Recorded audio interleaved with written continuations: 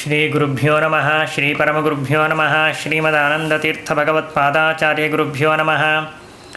ನಾರಾಯಣಾಯ ಪರಿಪೂರ್ಣಗುಣಾರ್ಣವಾಯ ವಿಶ್ವೋದಯಸ್ಥಿತಿಲಯೋನ್ಯತಿಪ್ರದಾಯ ಜ್ಞಾನಪ್ರದಾಯ ವಿಬುಧಾಸುರಸೌಖ್ಯದುಃಖಸತ್ಕಾರಣಾಯ ವಿತತಾಯ ನಮೋ ನಮಸ್ತೆ. ಆಪಾದಮೌಳಿಪರ್ಯಂతం ಗುರುಣಾಂ ಆಕೃತಿಂ ಸ್ಮರೇತ್ ತೇನ ವಿಘ್ನಾಃ ಪ್ರಣಶ್ಯಂತಿ ಸಿದ್ಧ್ಯಂತಿ ಚ ಮನೋರಥಾಃ. ಶ್ರೀಗುರುಭ್ಯೋ ನಮಃ. ಹರಿ ಓಂ. ಭಾದ್ರಪದ ಮಾಸ ಮಾಹಾತ್ಮ್ಯದಲ್ಲಿ ನಾವು ಅನೇಕ ವಿಷಯಗಳನ್ನು ಕೇಳುತ್ತಾ ಬಂದಿದ್ದೇವೆ. ಅದರಲ್ಲಿ ಕಲಿಯುಗದ ಅಂತ್ಯಕಾಲದಲ್ಲಿ ಜನರ ವರ್ತನೆ, ಜನರ ಆಹಾರ, ಅವರ ಆಯುಷ್ಯ ಹೇಗೆ ಇರ್ತದೆ ಇದರ ಬಗ್ಗೆ ಅನೇಕ ವಿಷಯಗಳನ್ನು ಈಗಾಗಲೇ ತಿಳಿದಿದ್ದೇವೆ. ಇನ್ನೂ ಕೆಲವು ವಿಷಯಗಳನ್ನು ತಿಳಿಯುವುದಕ್ಕಾಗಿ ಪ್ರಯತ್ನವನ್ನು ಮಾಡೋಣ. ಕಲಿಯುಗದ ಅಂತ್ಯಕಾಲದಲ್ಲಿ ಮನುಷ್ಯರ ಆಯುಷ್ಯ ಎಷ್ಟು ಅಂತಂದರೆ 16 ವರ್ಷ ಎಂಬುದಾಗಿ ಹೇಳುತ್ತಾರೆ. ಆ 16 ವರ್ಷದಲ್ಲೇ ಇವರು ವಿವಾಹವನ್ನು ಮಾಡಿಕೊಳ್ಳುತ್ತಾರೆ, ಮಕ್ಕಳನ್ನು ಪಡಿತಾರೆ, ತಾವು ಅನುಭವಿಸಬೇಕಾದ ಎಲ್ಲ ಸುಖಗಳನ್ನು ಕೂಡ ಅನುಭವಿಸಿ ಮ್ಯಾಕ್ಸಿಮಮ್ 16 ವರ್ಷದೊಳಗೆ ಅವರು ದೇಹವನ್ನು ಪರಿತ್ಯಾಗ ಮಾಡ್ತಾರೆ. ಅಂದರೆ ಪುರಾಣ ಹೇಳುತ್ತದೆ 5 ಅಥವಾ 6 ವರ್ಷಗಳಲ್ಲಿ ಇವರಿಗೆ ಮದುವೆ ಅಂತನೋದಾಗ್ತದೆ ಅಂತೆ. 7 ಅಥವಾ 8 ವರ್ಷಗಳಲ್ಲಿ ಇವರು ಮಕ್ಕಳನ್ನು ಪಡಿತಾರೆ. 7-8 ವರ್ಷಗಳಲ್ಲಿ ಮಕ್ಕಳನ್ನು ಪಡೆದರೆ ಪುರುಷನಿಗಾಗಲಿ ಅಥವಾ ಸ್ತ್ರೀಗೆ ಆಗಲಿ ಯಾವುದೇ ವಿಧವಾಗಿರತಕ್ಕಂತಹ ಸುಖ ಅನುಭವಿಸಲಿಕ್ಕೆ ಆಗಂಗಿಲ್ಲ ಅಂತನ್ನುವ ಮಾತನ್ನು ಕೂಡ ಶಾಸ್ತ್ರ ನಮಗೆ ತಿಳಿಸಿಕೊಡ್ತಾ ಇದೆ, ಪುರಾಣ ಹೇಳ್ತಾ ಇದೆ. ಪ್ರಮದಾಹ ಕೇಶಶೂಲಿನ್ಯಃ ಭವಿಷ್ಯಂತಿ ಯುಗಕ್ಷಯೇ. ಸ್ತ್ರೀಯರೆಲ್ಲರೂ ಕೂಡ ಏನು ಮಾಡ್ತಾ ಇರ್ತಾರೆ ಅಂತಂದರೆ ತಾವು ತಮ್ಮ ತಲೆ ಕೂದಲುಗಳನ್ನು ಮಾರ್ತಾ ಇರ್ತಾರೆ. ಅಂದರೆ ಕೂದಲುಗಳನ್ನು ಮಾರಬೇಕು ಅಂತನೋ ಉದ್ದೇಶದಿಂದಲೇ ಕಟ್ ಮಾಡಿಕೊಳ್ತಾರೆ. ಕಟ್ ಮಾಡಿಕೊಂಡು ಕೂದಲುಗಳನ್ನು ಮಾರ್ತಾರೆ. ಇದು ಕಲಿಯುಗದ ಅಂತ್ಯಕಾಲದಲ್ಲಿ ನಡೆಯುವಂತಹ ವಿಷಯ ಎಂಬುದಾಗಿ ಹೇಳುತ್ತಾರೆ. ಆದರೆ ಅಲ್ಲಿ ಕಾಯುವಂತಹ ಅಗತ್ಯ ಇಲ್ಲ. ಇವತ್ತೇ ನಾವು ಸಾಕಷ್ಟು ಜನರನ್ನು ನೋಡ್ತಾ ಇರ್ತೇವೆ. ಬ್ಯೂಟಿ ಪಾರ್ಲರ್ಗಳೆಲ್ಲ ಬಂದಿವೆ. ಬ್ಯೂಟಿ ಪಾರ್ಲರ್ಗೆ ಹೋಗ್ತಾರೆ, ತಲೆ ಕೂದಲುಗಳನ್ನು ಕತ್ತರಿಸಿಕೊಳ್ಳುತ್ತಾರೆ. ಕತ್ತರಿಸಿಕೊಂಡಾಗ ಆ ಕತ್ತರಿಸಿದ ಕೂದಲುಗಳೇನಿರ್ತವೆ ಅದನ್ನು ಭದ್ರವಾಗಿ ಇಟ್ಟುಕೊಂಡು ಅದರಿಂದ ತಾವು ಮಾರಾಟವನ್ನು ಮಾಡಿ ಅಂಗಡಿಗೆ ಹೋಗಿ ಸಾಮಾನು ತಂದುಕೊಂಡು ಅದರಿಂದ ಜೀವನವನ್ನು ನಡೆಸ್ತಾರೆ. ಇದು ಅತ್ಯಂತ ಶೋಚನೀಯವಾಗಿರತಕ್ಕಂತಹ ಪರಿಸ್ಥಿತಿ, ಅತ್ಯಂತ ದುಃಖಕರವಾಗಿರತಕ್ಕಂಥದ್ದು. ಸರ್ವತಾ ಸ್ತ್ರೀಯರಾಗಿರತಕ್ಕಂಥವರು ತಮ್ಮ ತಲೆ ಕೂದಲುಗಳನ್ನು ಕತ್ತರಿಸಬಾರದು ಅಂತ ಹೇಳ್ತಾರೆ. ಕೇವಲ ನಾವು ಗಯಾಕ್ಕೆ ತ್ರಿಸ್ಥಲಿ ಯಾತ್ರವನ್ನು ಮಾಡಿದಾಗ, ಪ್ರಯಾಗಕ್ಕೆ ಹೋದಾಗ ಆ ಸಂದರ್ಭದಲ್ಲಿ ವೇಣಿದಾನವನ್ನು ಮಾಡಿಸ್ತಾರೆ. ಆ ಸಂದರ್ಭದಲ್ಲಿ ಮಾತ್ರ ಅದನ್ನು ಚೂರು ಕತ್ತರಿಸಬಹುದು ಅಂಥೇಳಿ ಶಾಸ್ತ್ರ ನಮಗೆ ತಿಳಿಸಿಕೊಡ್ತದೆ ಹೊರತು ಉಳಿದ ಯಾವುದೇ ಸಮಯದಲ್ಲಿ ಆಗಲಿ ಸ್ತ್ರೀಯರು ತಮ್ಮ ತಲೆ ಕೂದಲುಗಳನ್ನು ಕತ್ತರಿಸಬಾರದು, ಮಾರಾಟವನ್ನು ಮಾಡಬಾರದು ಅಂತ ಶಾಸ್ತ್ರ ತಿಳಿಸ್ತದೆ. ಆದರೆ ಕಲಿಯುಗದ ಅಂತ್ಯಕಾಲದಲ್ಲಿ ಇಂತಹ ಘೋರವಾಗಿರತಕ್ಕಂತಹ ಒಂದು ಪರಿಸ್ಥಿತಿ ನಮಗೆ ಒದಗಿ ಬರ್ತದೆ.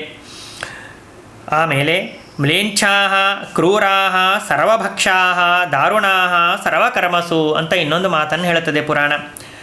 ಜನರೆಲ್ಲರೂ ಕೂಡ ಮ್ಲೇಚ್ಛರಾಗಿ ಬಿಡ್ತಾರೆ. ಬ್ರಾಹ್ಮಣ, ಕ್ಷತ್ರಿಯ, ವೈಶ್ಯ, ಶೂದ್ರ ಅಂತ ಯಾವುದೇ ವಿಧವಾಗಿರತಕ್ಕಂತಹ ವರ್ಣಗಳಿರೋದಿಲ್ಲ. ಎಲ್ಲರೂ ಮ್ಲೇಚ್ಛರಾಗಿ ಬಿಡ್ತಾರೆ.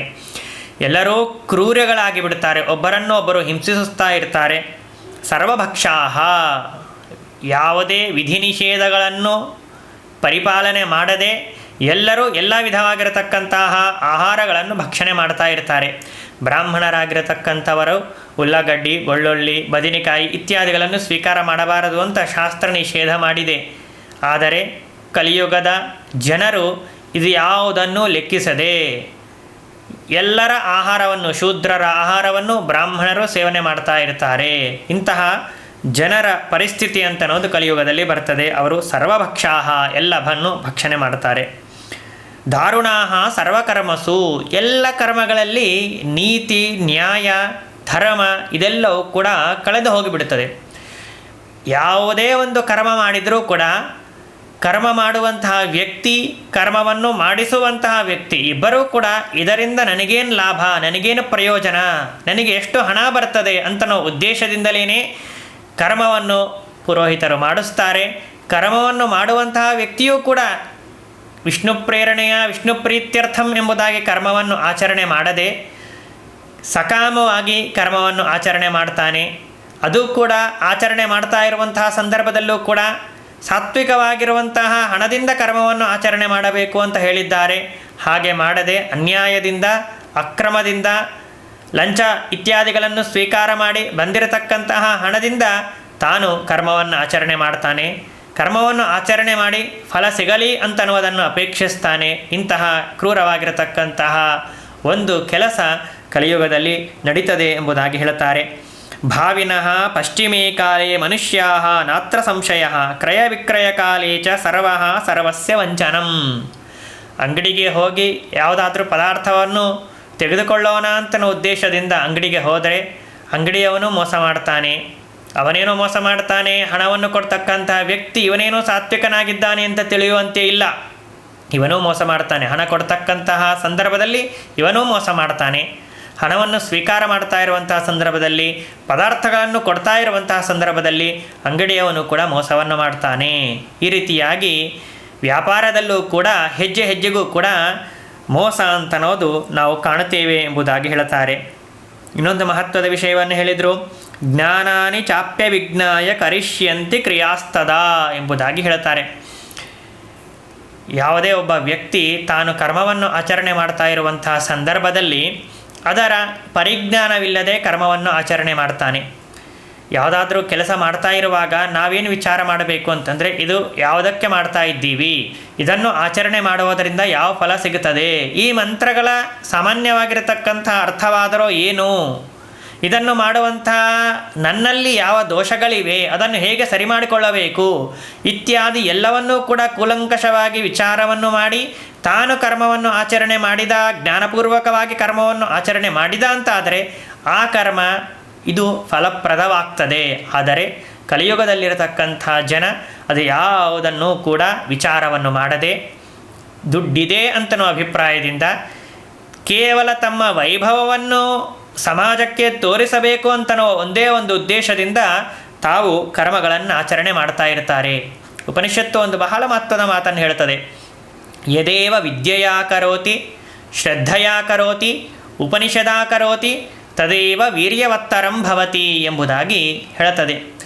ಕರ್ಮವನ್ನು ಮಾಡ್ತಾ ಇರುವಂತಹ ಸಂದರ್ಭದಲ್ಲಿ ಜ್ಞಾನಪೂರ್ವಕವಾಗಿ ಮಾಡಬೇಕು ಮೊದಲನೆಯದು. ಎರಡನೇದು ಶ್ರದ್ಧೆ ಇರಬೇಕು. ಕರ್ಮವನ್ನು ಮಾಡ್ತಾ ಇರುವಂತಹ ಸಂದರ್ಭದಲ್ಲಿ ಸುತ್ತಮುತ್ತ ಯಾವ ಜನ ಬರ್ತಾ ಇದ್ದಾರೆ ಅವರಿಗೆ ಹೇಗೆ ನಾವು ರಿಸೀವ್ ಮಾಡಿಕೊಳ್ಳಬೇಕು ಅಂತನೋ ಉದ್ದೇಶದಿಂದಲೇ ಯಜ್ಞಯಾಗಾದಿಗಳನ್ನು ಮಾಡುವಂತಹ ಕರ್ತೃಗಳು ಆ ಕಡೆಗೆ ಈ ಕಡೆಗೆ ನೋಡ್ತಾ ಇರ್ತಾರೆ.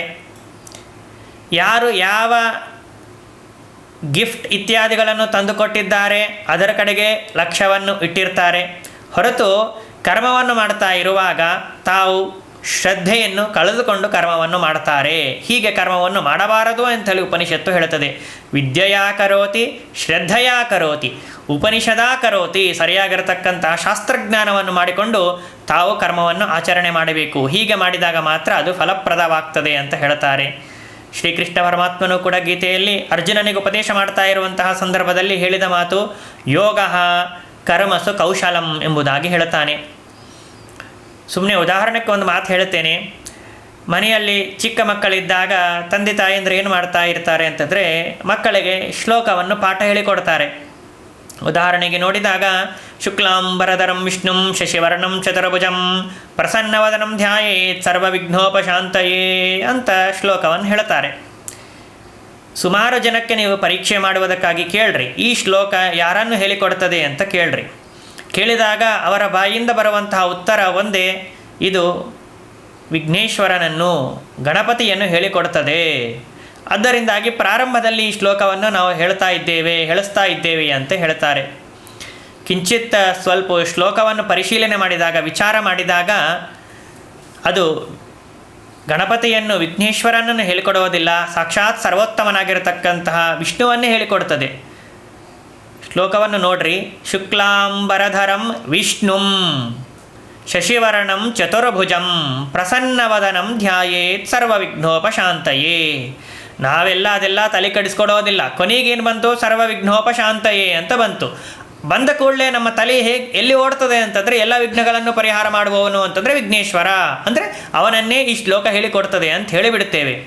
ಆದರೆ ಶುಕ್ಲಾಂಬರಧರಂ ವಿಷ್ಣುಂ, ಅತ್ಯಂತ ಶುಭ್ರವಾಗಿರತಕ್ಕಂತಹ ಬಿಳಿಯಾದ ವಸ್ತ್ರವನ್ನು ಧಾರಣೆ ಮಾಡಿರತಕ್ಕಂತಹ ವಿಷ್ಣು. ಆದರೆ ಮಕ್ಕಳಿಗೆ ಶ್ಲೋಕ ಹೇಳಿಸ್ತಾ ಇರುವಾಗ ತಂದೆ ತಾಯಿಯಂದರು ಹೇಗೆ ಹೇಳಿಸ್ತಾರ ಅಂದರೆ ಶುಕ್ಲಾಂ ಬರಧರಂ ಅಂತಂದರೆ ಅವ್ರಿಗೆ ಪದಚ್ಛೇದ ಮಾಡಲಿಕ್ಕೆ ಬರೋದಿಲ್ಲ. ಶುಕ್ಲಾಂ ಬರಧರಂ ಶುಕ್ಲಾಂ ಬರಧರಂ ಅಂತಂದು ಬಿಡ್ತಾರ. ಅವರಿಗೆ ಸರಿಯಾಗಿರತಕ್ಕಂಥ ತಿಳುವಳಿಕೆ ಇರೋದಿಲ್ಲ, ಅರ್ಥಜ್ಞಾನ ಆಗೋದಿಲ್ಲ. ಶುಕ್ಲಾಂ ಬರಧರಂ ವಿಷ್ಣುಂ ಅಂತ ಸ್ಪಷ್ಟವಾಗಿ ಹೇಳಿದ್ದಾರೆ. ಚತುರ್ಭುಜಂ, 4 ಭುಜಗಳನ್ನು ಧಾರಣೆ ಮಾಡಿರತಕ್ಕಂಥವನು, 4 ಭುಜಗಳು ಉಳ್ಳವನು ಎಂಬುದಾಗಿಯೂ ಕೂಡ ಹೇಳಿದ್ದಾರೆ. ಪ್ರಸನ್ನವದನಂ ಧ್ಯಾಯೇತ್, ಭಗವಂತನನ್ನು ಚಿಂತನೆ ಮಾಡ್ತಾ ಇರುವಂತಹ ಸಂದರ್ಭದಲ್ಲಿ ಭಗವಂತನ ಹಸನ್ಮುಖವನ್ನು, ಪ್ರಸನ್ನವದನವನ್ನು ನಾವು ಚಿಂತನೆ ಮಾಡಬೇಕು. ಹಾಗೆ ಚಿಂತನೆ ಮಾಡಿದಾಗ ಮಾತ್ರ ನಾವು ಅನುಕೊಂಡಿರತಕ್ಕಂತಹ ಕೆಲಸ ಪರಿಪೂರ್ಣವಾಗ್ತದೆ. ನಮಗೆ ಸಾಮಾನ್ಯವಾಗಿ ಭಗವಂತನನ್ನು ಯಾವ ಸಂದರ್ಭದಲ್ಲಿ ಚಿಂತನೆ ಮಾಡ್ತೀವಿ ಅಂತಂದರೆ, ನಮಗೆ ಕಷ್ಟದಲ್ಲಿ ನಾವಿದ್ದಾಗ, ದುಃಖದಲ್ಲಿ ನಾವಿದ್ದಾಗ ಭಗವಂತನ ಚಿಂತನೆಯನ್ನು ಮಾಡ್ತೀವಿ. ಚಿಂತನೆ ಮಾಡ್ತಾ ಇರುವಾಗ ಭಗವಂತನ ಉಗ್ರವಾಗಿರತಕ್ಕಂಥ ರೂಪವನ್ನು ನಾವು ಚಿಂತನೆ ಮಾಡಿದ್ವಿ ಅಂತಂದರೆ ಆ ಕೆಲಸ ನಾವು ಅನ್ಕೊಂಡಂಗೆ ಸರಿಯಾಗಿರತಕ್ಕಂತಹ ಕಾರ್ಯವನ್ನು ಅದು ಮಾಡಿಕೊಡೋದಿಲ್ಲ. ಆದ್ದರಿಂದ ಪ್ರಸನ್ನವದನಂ, ಭಗವಂತ ಪ್ರಸನ್ಮುಖನಾಗಿದ್ದಾನೆ, ಹಸನ್ಮುಖನಾಗಿದ್ದಾನೆ. ಇಂಥ ಮುಖವನ್ನು ನಾನು ಧ್ಯಾನ ಮಾಡ್ತಾ ಇದ್ದೇನೆ. ಮಾಡೋದರಿಂದ ನನಗೂ ಕೂಡ ನನ್ನ ಯೋಗ್ಯತೆಗೆ ತಕ್ಕಂತೆ ಕೆಲಸದಲ್ಲಿ ಫಲ ಸಿಗಲಿ ಅಂತ ನಾವು ಉದ್ದೇಶದಿಂದ ನಾವು ಚಿಂತನೆ ಮಾಡಬೇಕು. ಹೀಗೆ ಸಾಮಾನ್ಯವಾಗಿರತಕ್ಕಂತಹ ಜ್ಞಾನವೂ ಕೂಡ ಇಲ್ಲದೆ ಇವತ್ತಿನ ಜನಾಂಗ ತಾವು ಶ್ಲೋಕಗಳನ್ನು ಹೇಳುತ್ತಾರೆ, ಮಕ್ಕಳಿಂದ ಬೈಪಾಠ ಮಾಡಿಸ್ತಾರೆ. ಮಕ್ಕಳಿಗೆ ಇದು ಯಾವುದೂ ಗೊತ್ತಿರೋದಿಲ್ಲ, ಆದ್ದರಿಂದ ಬೈಪಾಠ ಮಾಡಿಬಿಡ್ತವೆ. ದೊಡ್ಡವರಾದ ಮೇಲೂ ಕೂಡ ಅದೇ ಹಾಗೆ ತಪ್ಪಾಗೆ ತಿಳಿದುಕೊಂಡು ಬಿಡ್ತಾರೆ. ಯಾರು ಕೇಳಿದರೂ ಕೂಡ ಹೀಗೆ ಉತ್ತರವನ್ನು ಕೊಡ್ತಾರೆ. ಆದರೆ ಸರ್ವಥಾ ಈಗ ಮಾಡಬಾರದು ಎಂಬುದಾಗಿ ಶಾಸ್ತ್ರ ನಮಗೆ ತಿಳಿಸಿಕೊಡುತ್ತದೆ. ಇನ್ನೊಂದು ಕಡೆಗೆ ಇನ್ನೊಂದು ಮಾತು ಬರ್ತದೆ, ಜ್ಞಾತ್ವಾ ಪ್ರಾರಭ್ಯ ಕುರುವೀತ ಹೆಕುರವಾನೋ ವಿನಶ್ಯತಿ ಎಂಬುದಾಗಿ ಹೇಳುತ್ತಾರೆ. ತಿಳಿದುಕೊಂಡು ನಾವು ಕರ್ಮವನ್ನು ಮಾಡಬೇಕು. ತಿಳಿದುಕೊಳ್ಳದೆ ಪರಿಪೂರ್ಣವಾಗಿರತಕ್ಕಂತಹ ಜ್ಞಾನ ಯಾರಿಗೂ ಇರೋದಿಲ್ಲ. ಆದರೆ ಸಾಮಾನ್ಯವಾಗಿರತಕ್ಕಂತಹ ಜ್ಞಾನವನ್ನಾದರೂ ನಾವು ಸಂಪಾದನೆ ಮಾಡಿ ಕರ್ಮವನ್ನು ಆಚರಣೆ ಮಾಡಬೇಕು. ಮಾಡಿದಾಗ ಮಾತ್ರ ಅದು ಫಲಪ್ರದವಾಗ್ತದೆ. ಇಲ್ಲದೇ ಇದ್ದರೆ ಹೆಕರುವಾನೋ ವಿನಶ್ಯತಿ, ಸರಿಯಾಗಿ ಹೀಗೆ ತಿಳಿದುಕೊಂಡು ಮಾಡದೇ ಇರತಕ್ಕಂತಹ ವ್ಯಕ್ತಿ ತಾನು ನಾಶವನ್ನು ಹೊಂದುತ್ತಾನೆ ಎಂಬುದಾಗಿ ಸ್ಪಷ್ಟವಾಗಿ ನಮಗೆ ಶಾಸ್ತ್ರ ತಿಳಿಸಿಕೊಡ್ತಾ ಇದೆ. ಆದರೆ ಕಲಿಯುಗದಲ್ಲಿರತಕ್ಕಂಥ ಜನರು ಇದು ಯಾವುದನ್ನು ಕೂಡ ಲೆಕ್ಕಿಸದೆ ಜ್ಞಾನಪೂರ್ವಕವಾಗಿ ಕರ್ಮವನ್ನು ಆಚರಣೆ ಮಾಡದೆ ಡಾಂಭಿಕವಾಗಿ ತಮ್ಮ ವೈಭವವನ್ನು ಪ್ರದರ್ಶನ ಮಾಡುವುದಕ್ಕಾಗಿ ಮಾತ್ರ ತಾವು ಕರ್ಮಗಳನ್ನು ಆಚರಣೆ ಮಾಡ್ತಾ ಇರ್ತಾರೆ ಎಂಬುದಾಗಿ ಹೇಳ್ತಾರೆ. ಬ್ರಾಹ್ಮಣಾಶ್ಚ ಭವಿಷ್ಯಂತಿ ಬ್ರಾಹ್ಮಣಸ್ಯೋಪಭೋಗಿನಃ ಅಂತ ಹೇಳ್ತಾರೆ. ಒಬ್ಬ ಬ್ರಾಹ್ಮಣ ಇನ್ನೊಬ್ಬ ಬ್ರಾಹ್ಮಣನ ಸಂಪತ್ತನ್ನು ಅಪಹರಿಸ್ತಾನೆ. ಒಬ್ಬ ಬ್ರಾಹ್ಮಣ ಇನ್ನೊಬ್ಬ ಬ್ರಾಹ್ಮಣನ ವೈಭವವನ್ನು ಕಂಡು ಹೊಟ್ಟೆ ಕಿಚ್ಚು ಪಡ್ತಾನೆ, ಹೊಟ್ಟೆಯಲ್ಲಿ ಉರಿದುಕೊಳ್ತಾನೆ. ಹೀಗೆ ಸರ್ವಥಾ ಮಾಡಬಾರದು. ಬ್ರಾಹ್ಮಣೋ ಬ್ರಾಹ್ಮಣಂ ದೃಷ್ಟವಾ ಶ್ವಾನವದ್ ಗುರ್ಗುರಾಯತೆ ಅಂತ ಒಂದು ಮಾತು ಹೇಳ್ತಾರೆ. ಒಂದು ಕಥೆಯನ್ನು ಹೇಳಬೇಕು ಅಂತಂದರೆ, ಒಂದು ತೆಗ್ಗಿನೊಳಗ ಇಬ್ಬರು ಕ್ಷತ್ರಿಯರು ಇಬ್ಬರು ಬ್ರಾಹ್ಮಣರು ಬಿದ್ದಿದ್ದರಂತೆ. ಅವರೆಲ್ಲ ಭಗವಂತನಿಗೆ ಪ್ರಾರ್ಥನೆ ಮಾಡಿದರು. ಭಗವಂತ ಬಂದ, ಇಬ್ಬರು ಕ್ಷತ್ರಿಯರನ್ನು ಮಾತ್ರ ಮೇಲಕ್ಕೆ ಎತ್ತಿದ. ಇಬ್ಬರು ಬ್ರಾಹ್ಮಣರು ಒಳಗಡೆ ಇದ್ದಿದ್ದಾರೆ. ಅವರನ್ನು ಭಗವಂತ ಮೇಲಕ್ಕೆ ಕರ್ಕೊಂಡು ಬರಲೇ ಇಲ್ಲ, ಮೇಲಕ್ಕೆ ಎತ್ತಲೇ ಇಲ್ಲ. ಅವರು ಪ್ರಶ್ನೆಯನ್ನು ಮಾಡಿದ್ರು, ಸ್ವಾಮಿನ ನಾವು ಭಗವಂತನ ಆರಾಧನೆ ಮಾಡಿದ್ದು, ನಾವು ಹೆಚ್ಚಿಗೆ ನಿನ್ನ ಸ್ತೋತ್ರ ಮಾಡಿದ್ದು, ನೀನು ಪ್ರಸನ್ನನಾದದ್ದು ನಮ್ಮ ಸ್ತೋತ್ರದಿಂದಲೇ. ಆದರೆ ಅವರನ್ನು ಮೇಲೆ ಎತ್ತಿದ್ದೀಯಾ, ನಮ್ಮನ್ನು ಯಾಕೆ ಮೇಲೆ ಎತ್ತುತ್ತಾ ಇಲ್ಲ ನೀನು ಅಂತ ಕೇಳಿದಾಗ ಭಗವಂತ ಒಂದು ಮಾತು ಹೇಳಿದನಂತೆ, ನೋಡಪ್ಪ, ನಾನು ಒಬ್ಬ ವ್ಯಕ್ತಿಯನ್ನು ಎಳೆಯಬೇಕು ಅಂತ ಅನ್ನೋ ಉದ್ದೇಶದಿಂದ ಅವನ ಕೈ ಹಿಡಿದರೆ ಕೆಳಗಿರತಕ್ಕಂತಹ ಇನ್ನೊಬ್ಬ ಬ್ರಾಹ್ಮಣ ಏನು ಮಾಡ್ತಾನೆ ಅಂತಂದರೆ ಅವನ ಕಾಲನ್ನು ಇಳಿದು ಕೆಳಗಿಳಿತಾನೆ. ಹಾಗೆ ಬ್ರಾಹ್ಮಣರ ಪರಿಸ್ಥಿತಿ ಅಂತನೋದಿರ್ತದೆ. ಅಂದರೆ ಒಬ್ಬ ಬ್ರಾಹ್ಮಣ ಮೇಲೆ ಬರ್ತಾ ಇದ್ದಾನೆ ಅಂತನ್ನುವುದನ್ನು ನೋಡಿದ ಇನ್ನೊಬ್ಬ ಬ್ರಾಹ್ಮಣ ಅವನಿಗೆ ಶಾಪವನ್ನು ಹಾಕ್ತಾನೆ. ಅವನು ಮೇಲೆ ಬರಬಾರದು ಅಂತ ಮನಸ್ಸಿನಲ್ಲಿ ಚಿಂತನೆ ಮಾಡ್ತಾನೆ. ನಾನು ಮೇಲೆ ಬರಲಿ ಅಂತ ಚಿಂತನೆ ಮಾಡಿದರೆ ತಪ್ಪಲ್ಲ. ಆದರೆ ಅವನು ಮೇಲೆ ಬರುವುದನ್ನು ಸಹಿಸಿಕೊಳ್ಳದೆ ಶಾಪಾದಿಗಳನ್ನು ಕೊಟ್ಟು ಅನೇಕ ಕ್ರೂರವಾಗಿರತಕ್ಕಂತಹ ಕರ್ಮಗಳನ್ನು ಅವನ ನಾಶವನ್ನು ಮಾಡುವುದಕ್ಕಾಗಿ ಆಚರಣೆ ಮಾಡ್ತಾ ಇರ್ತಾರೆ. ಇದು ಕಲಿಯುಗದ ಒಂದು ಅತ್ಯಂತ ಶೋಚನೀಯವಾಗಿರತಕ್ಕಂತಹ ಸಂಗತಿ ಎಂಬುದಾಗಿ ಹೇಳಿ, ಪ್ರತಿಯೊಬ್ಬ ಬ್ರಾಹ್ಮಣರು ಕೂಡ ಹಾಹಾಕಾರವನ್ನು ಮಾಡ್ತಾರೆ. ಲೋಕದಲ್ಲಿ ಯಾವುದೇ ವಿಧವಾಗಿರತಕ್ಕಂತಹ ಸ್ಥಳದಲ್ಲಿ ಅವರಿಗೆ ರಕ್ಷಣೆ ಅಂತನ್ನೋದು ಇರೋದೇ ಇಲ್ಲ. ಎಲ್ಲಿ ಹೋದರೂ ಕೂಡ ಅಲ್ಲಿ ಮ್ಲೇಚ್ಛರಿರ್ತಾರೆ, ಶೂದ್ರರಿರ್ತಾರೆ, ಅವರು ಬ್ರಾಹ್ಮಣರಿಗೆ ಹಿಂಸೆಯನ್ನು ಕೊಡ್ತಾ ಇರ್ತಾರೆ. ಆದ್ದರಿಂದಾಗಿ ಬ್ರಾಹ್ಮಣರೆಲ್ಲರೂ ಕೂಡ ನಾವು ಹಾಹಾಕಾರವನ್ನು ಮಾಡ್ತಾ, ಹೂಹುಕಾರವನ್ನು ಮಾಡ್ತಾ, ಯಾವುದೋ ಒಂದು ಮೂಲೆಯಲ್ಲಿ ಹೋಗಿ ನದಿಗಳಲ್ಲಿಯೋ ಅಥವಾ ಸರೋವರಗಳಲ್ಲಿಯೋ ಅಥವಾ ಪರ್ವತಗಳಲ್ಲಿಯೋ ಗುಹೆಗಳಲ್ಲಿಯೋ ಹೋಗಿ ವಾಸವನ್ನು ಮಾಡ್ತಕ್ಕಂತಹ ಒಂದು ಪರಿಸ್ಥಿತಿ ಅಂತನ್ನೋದು ಬರ್ತದೆ. ಬ್ರಾಹ್ಮಣರ ಎಲ್ಲ ಸಂಪತ್ತನ್ನೂ ಕೂಡ ಮ್ಲೇಚ್ಛರು ಅಪಹಾರ ಮಾಡಿದ್ದರಿಂದಾಗಿ ಅವರಿಗೆ ಊಟಕ್ಕೆ ತೊಂದರೆಯಾಗಿ ಬಿಡುತ್ತದೆ. ಹಾಗೆಲ್ಲ ಬ್ರಾಹ್ಮಣರು ಕೇವಲ ಚೋರವೃತ್ತಿಯನ್ನು, ಕಳ್ಳತನವನ್ನು ತಮ್ಮ ಜೀವನೋಪಾಯ ಅಂತ ಮಾಡಿಕೊಂಡು ಬ್ರಾಹ್ಮಣರಾಗಿರತಕ್ಕಂಥವರು, ಶಾಸ್ತ್ರವನ್ನು ಓದಿದವರು, ವೇದ ಜ್ಞಾನಿಗಳು, ಪಂಡಿತರು ಇನ್ನೊಬ್ಬರ ಮನೆಯಲ್ಲಿ ಹೋಗಿ ಕಳ್ಳತನ ಮಾಡುವಂತಹ ಪ್ರವೃತ್ತಿ ಅಂತನ್ನೋದು ಕೂಡ ಜಗತ್ತಿನಲ್ಲಿ ನಾವು ಕಾಣ್ತೇವೆ ಎಂಬುದಾಗಿ ಹೇಳುತ್ತಾರೆ. ಆಶ್ರಯಿಷ್ಯಂತಿ ಚ ನದೀಹಿ ಪರ್ವತಾನ್ ವಿಷಮಾನಿ ಚ ಪ್ರಧಾವಮಾನಾ ವಿತ್ರಸ್ತಾಃ ದ್ವಿಜಾಶ್ಚೋರ ಭವಂತಿ ವೈ ಎಂಬುದಾಗಿ ಹೇಳಿ, ಏಡೂಕಾನ್ ಪೂಜಯಿಷ್ಯಂತಿ ಸರ್ವಾ ಹಿತ್ವಾ ಚ ದೇವತಾಃ.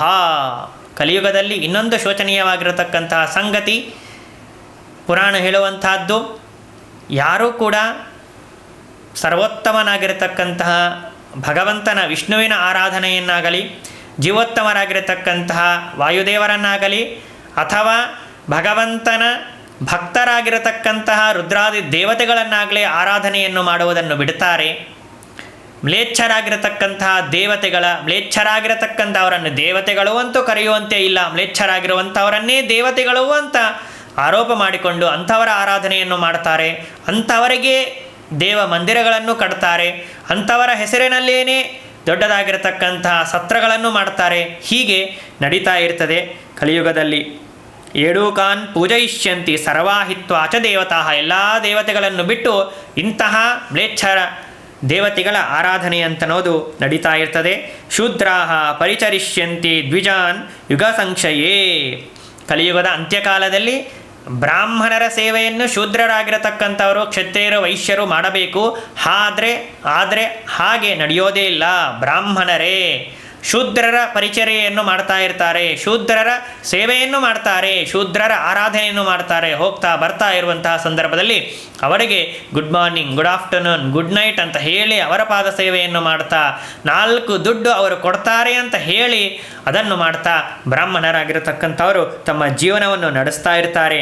ಆಶ್ರಮೇಶು ಮಹರ್ಷೀನಾಂ ಬ್ರಾಹ್ಮಣಾವಸಥೇಷು ಚ ದೇವಸ್ಥಾನೇಷು ಚೈತೇಷು ನಾಗಾನಾಂ ಆಲಯೇಷು ಚ ಏಡೂಕ ಚಿಹ್ನ ಪೃಥಿವೀ ನ ದೇವಗ್ರಹಭೂಷಿತ ಎಂಬುದಾಗಿ ಹೇಳ್ತಾರೆ.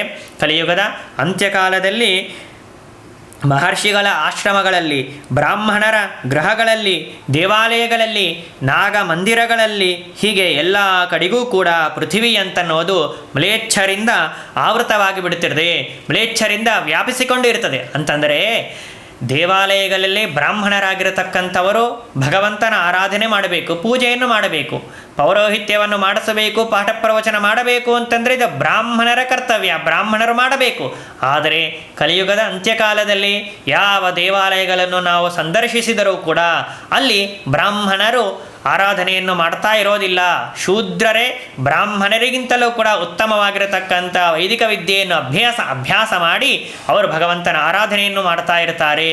ಇಂತಹ ಒಂದು ನೀಚವಾಗಿರತಕ್ಕಂಥ ಪರಿಸ್ಥಿತಿ ಕಲಿಯುಗದ ಅಂತ್ಯಕಾಲದಲ್ಲಿ ಬರುತ್ತದೆ. ಭವಿಷ್ಯತಿ ಯುಗೇ ಕ್ಷೀಣೇ ತದ್ಯುಗಾಂತಸ್ಯ ಲಕ್ಷಣಂ. ಇಂತಹ ಘೋರವಾಗಿರತಕ್ಕಂತಹ ಸಾವಿರಾರು ಕೃತ್ಯಗಳು ಕಲಿಯುಗದ ಅಂತ್ಯಕಾಲದಲ್ಲಿ ನಡೆಯುತ್ತವೆ ಎಂಬುದಾಗಿ ಹೇಳುತ್ತಾರೆ. ನಾನು ಹೇಳಿದ್ದು ಬಹಳ ಸ್ವಲ್ಪ ವಿಷಯಗಳನ್ನು ಮಾತ್ರ ಇಲ್ಲಿ ನಿಮ್ಮ ಮುಂದೆ ಪ್ರಸ್ತುತಪಡಿಸಿದ್ದೇನೆ. ಆದರೆ ಇಂತಹ ಸಾವಿರಾರು ವಿಷಯಗಳು ನಾವು ಪುರಾಣದಲ್ಲಿ ನಾವು ಕಾಣ್ತೇವೆ. ಇವತ್ತಿನ ಜನ ಇದು ಯಾವುದೇ ವಿಧವಾಗಿರತಕ್ಕಂತಹ ಪುರಾಣವನ್ನು ಓದದೆ ಕೇವಲ ಬ್ರಹ್ಮಂಗಾರಿ ಕಾಲಜ್ಞಾನಂ ಅವರು ಹೇಳಿದ್ದಾರೆ, ಅವರ ಭವಿಷ್ಯವನ್ನು ಸರಿಯಾಗಿ ಯೋಚನೆ ಮಾಡಿದ್ದಾರೆ, ಸರಿಯಾಗಿ ತಿಳಿಸಿಕೊಟ್ಟಿದ್ದಾರೆ ಅಂತ ಜನ ಹೇಳ್ತಾರೆ. ನಿಜವಾಗಿ ಅವರು ಹೇಳಿದ್ದಾರೆ ಅಂತಂದರೆ ಇತ್ತೀಚೆಗೆ ಅವರು ಹೇಳಿದ್ದಾರೆ. ಆದರೆ ವೇದವ್ಯಾಸ ದೇವರು ತಾವು ಪುರಾಣಗಳನ್ನು ರಚನೆ ಮಾಡ್ತಾ ಇರುವಾಗ ಸುಮಾರು 5,000-6,000 ವರ್ಷದ ಹಿಂದೆಗಡೆ ಪುರಾಣಗಳನ್ನು ರಚನೆ ಮಾಡಿ ಆ ಪುರಾಣದಲ್ಲಿ ಹೇಗೆ ಕಲಿಯುಗದಲ್ಲಿ ಜನರ ವರ್ತನೆ ಅಂತನ್ನೋದು ಇರ್ತದೆ, ಕಲಿಯುಗದ ಅಂತ್ಯಕಾಲದಲ್ಲಿ ಜನರು ಹೇಗೆ ತಮ್ಮ ಆಹಾರ ವಿಹಾರಗಳನ್ನು ನಡೆಸಿಕೊಳ್ಳುತ್ತಾರೆ ಅದೆಲ್ಲವನ್ನು ಕೂಡ ಹೇಳಿದ್ದಾರೆ. ಆದರೆ ಜನ ಯಾವುದು ಇದನ್ನು ನಂಬೋದೇ ಇಲ್ಲ. ನಮ್ಮವರು ಯಾವ ಈ ವಿಷಯಗಳನ್ನು ಹೇಳೇ ಇಲ್ಲ. ಹೊರಗಿರತಕ್ಕಂತಹ ಜನರ ಮಾತನ್ನು ನಂಬಿ ಅವರೇ ದೈವೀ ಪುರುಷರು, ಅವರೇ ದೇವತೆಗಳು ಅಂತ ತಿಳಿದುಕೊಂಡು ಅವರ ಆರಾಧನೆಯನ್ನು ಮಾಡ್ತಾರೆ ಎಂಬುದಾಗಿ ಹೇಳ್ತಾರೆ.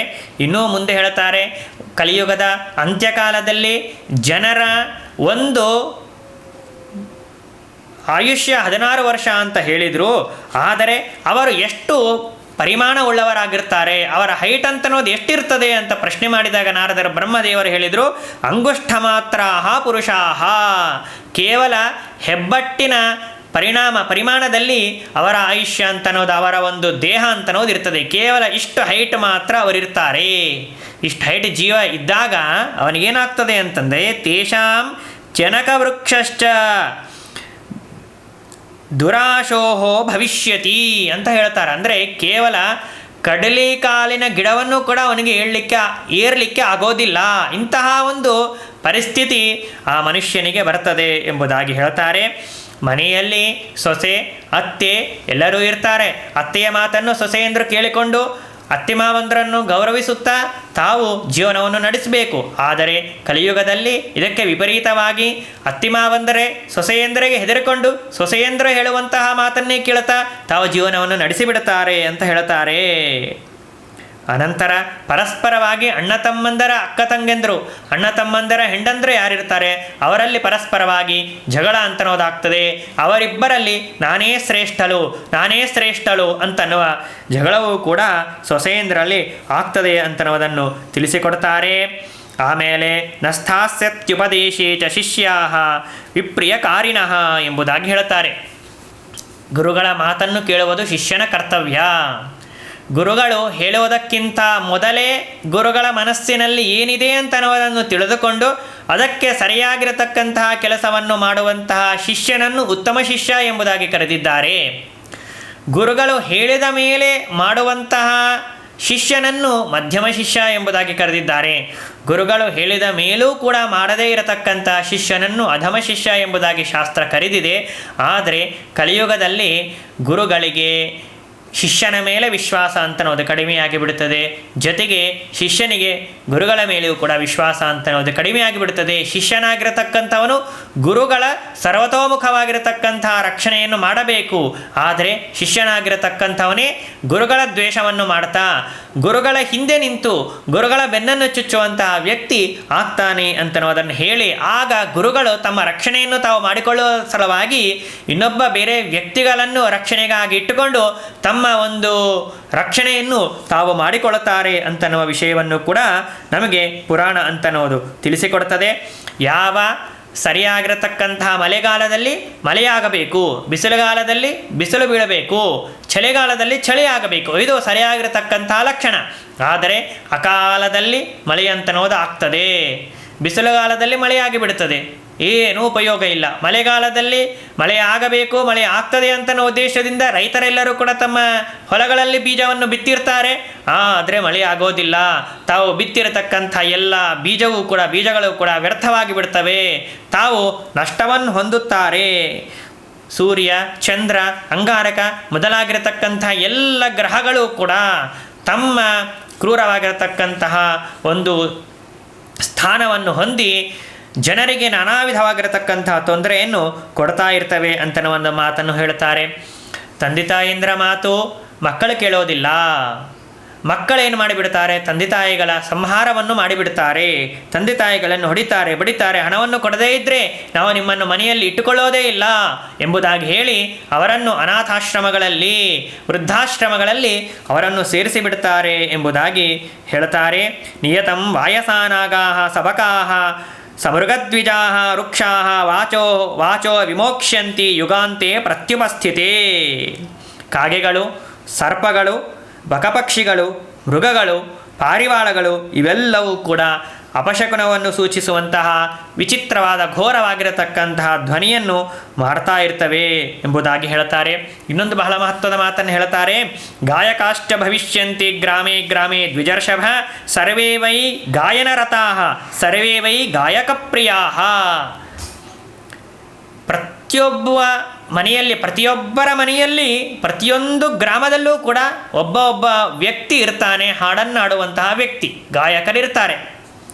ಸರ್ವೇ ವೈ ಗಾಯನರತಃ, ಎಲ್ಲರೂ ಕೂಡ ಹಾಡುಗಳನ್ನು ಹಾಡುವುದರಲ್ಲಿಯೇ ರಥರಾಗಿ ಬಿಡ್ತಾರೆ, ಹಾಡುಗಳನ್ನೇ ಅವರ ಮನಸ್ಸಿಗೆ ಹಚ್ಚಿಕೊಳ್ಳುತ್ತಾರೆ.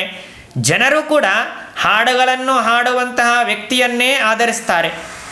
ಹಾಡನ್ನು ಹಾಡುವಂತಹ ವ್ಯಕ್ತಿ ಯಾವ ಮಾತನ್ನು ಹೇಳಿದರೆ ಅದೇ ಸರಿ ಅಂತ ತಿಳಿದುಕೊಂಡು ಬಿಡ್ತಾರೆ. ಯಾರೂ ಕೂಡ ಶಾಸ್ತ್ರವನ್ನು ಸರಿಯಾಗಿ ಅಧ್ಯಯನವನ್ನು ಮಾಡೋದಿಲ್ಲ. ವೇದಾದಿಗಳನ್ನು ಅಧ್ಯಯನ ಮಾಡಿ ಪ್ರವಚನವನ್ನು ಮಾಡತಕ್ಕಂಥ ವ್ಯಕ್ತಿಯ ಮಾತನ್ನು ಆಲಿಸದೆ, ಅವರ ಮಾತನ್ನು ಕೇಳದೆ, ಗಾಯಕರ ಮಾತುಗಳನ್ನೇ ಕೇಳಿ ಇವರು ಹೇಳುವುದೇ ಸರಿ ಅಂತ ತಿಳಿದುಕೊಂಡು ನಾವು ಗಾಯಕರಾಗಬೇಕು ಎಂಬುದಾಗಿ ಭಾವಿಸಿ ಗಾಯಕರಿಗೆ ಹೆಚ್ಚಿನ ಮರ್ಯಾದೆ ಅಂತನ್ನೋದು ಆ ಒಂದು ಕಾಲದಲ್ಲಿ, ಕಲಿಯುಗದಲ್ಲಿ ಸಿಗುತ್ತದೆ ಎಂಬುದಾಗಿ ಹೇಳ್ತಾರೆ. ಗಾಯಕಾನಾಂ ತಥಾ ಶಿಷ್ಯಾ ಭವಿಷ್ಯಂತಿ ಯುಗಕ್ಷಯೇ. ಶಿಷ್ಯ ಪರಂಪರೆ, ಗಾಯಕರ ಶಿಷ್ಯ ಪರಂಪರೆ ಅಂತನ್ನೋದೇ ಮುಂದೆ ಬೆಳೆದು ಬಂದುಬಿಡ್ತದೆ. ವಿದ್ಯಾಪೀಠಗಳಲ್ಲಿ ವಿದ್ಯಾರ್ಥಿಗಳ ಪರಂಪರೆ ಅಂತನ್ನೋದು ಬೆಳಿಬೇಕು. ಆದರೆ ಹಾಗೆ ಬೆಳೆಯದೆ ಗಾಯಕರ ಪರಂಪರೆ ಅಂತನ್ನೋದೇ ಬೆಳೀತಾ ಬಂದುಬಿಡ್ತದೆ.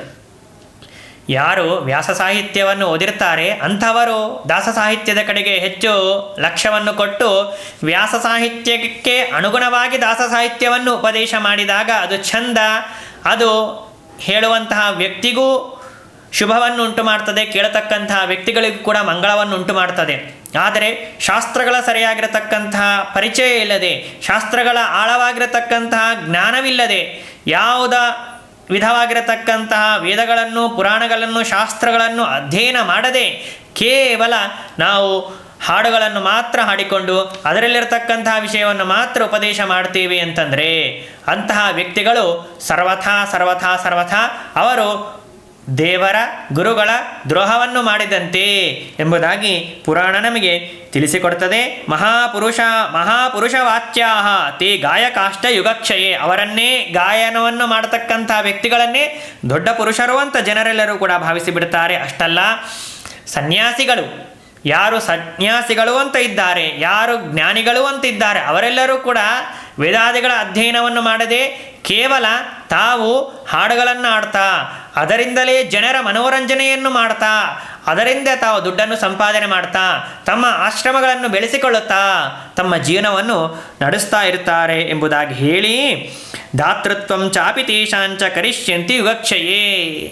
ಪಾಪ ವೈದಿಕರಾಗಿರತಕ್ಕಂತಹ ಬ್ರಾಹ್ಮಣರು, ಶಾಸ್ತ್ರಾದಿಗಳನ್ನು ಓದಿರುವಂತಹ ಬ್ರಾಹ್ಮಣರು, ಜನ ಬರ್ತಾರೆ ನನ್ನ ಹತ್ರ 4 ದುಡ್ಡನ್ನು ಕೊಡ್ತಾರೆ, ನನ್ನ ಜೀವನವನ್ನು ನಾನು ನಡೆಸಬಹುದು ಅಂತ ಭಾವಿಸಿರ್ತಾರೆ. ಆದರೆ ಅವರಿಗೆ ಮನ್ನಣೆ ಅಂತನೋದು ಸಿಗೋದಿಲ್ಲ, ಅವರಿಗೆ ಧನ ಅಂತನೋದು ಸಿಗೋದಿಲ್ಲ. ಗಾಯಕರಿಗೇನೆ ಮೃಷ್ಟಾನ್ನ ಭೋಜನವನ್ನು ಮಾಡಿಸ್ತಾರೆ, ಗಾಯಕರಿಗೇನೆ ಶಾಲು ಇತ್ಯಾದಿಗಳನ್ನು ಹೊತ್ತುತ್ತಾರೆ, ಗಾಯಕರಿಗೇನೆ ಸನ್ಮಾನ ಮಾಡ್ತಾರೆ, ಅವರಿಗೆ ಧನವನ್ನು ಕೊಡ್ತಾರೆ, ಅವರಿಗೆ ದಾನವನ್ನು ಕೊಡ್ತಾರೆ. ವೈದಿಕ ಬ್ರಾಹ್ಮಣರು, ಶುದ್ಧ ವೈದಿಕ ಬ್ರಾಹ್ಮಣರು ಅಂತ ಯಾರಿದ್ದಾರೆ ಅವರು ನಾನಾ ವಿಧವಾಗಿರತಕ್ಕಂಥ ಕಷ್ಟಗಳನ್ನು ಅನುಭವಿಸ್ತಾರೆ ಎಂಬುದಾಗಿ ಹೇಳ್ತಾರೆ. ಇನ್ನೂ ಅನೇಕ ವಿಷಯಗಳನ್ನು ತಿಳಿಯಬೇಕಾಗಿದೆ, ಅದನ್ನು ಮುಂದಿನ ಸಂಚಿಕೆಯಲ್ಲಿ ತಿಳಿಯೋಣ ಅಂತ ಹೇಳ್ತಾ 2 ಮಾತುಗಳನ್ನು ಅಸ್ಮದ್ಗುರುವಂತರ್ಗತ ಭಾರತೀಯ ರಮಣ ಮುಖ್ಯ ಪ್ರಾಣಾಂತರ್ಗತ ಅಂಬ್ರಣೀಪತಿಯಾಗಿರುವಂತಹ ವೇದವ್ಯಾಸ ದೇವರಲ್ಲಿ ಸಮರ್ಪಣೆ ಮಾಡ್ತಾ ಮಧ್ವೇಶಾರ್ಪಣಮಸ್ತು. ಶ್ರೀಕೃಷ್ಣಾರ್ಪಣಮಸ್ತು.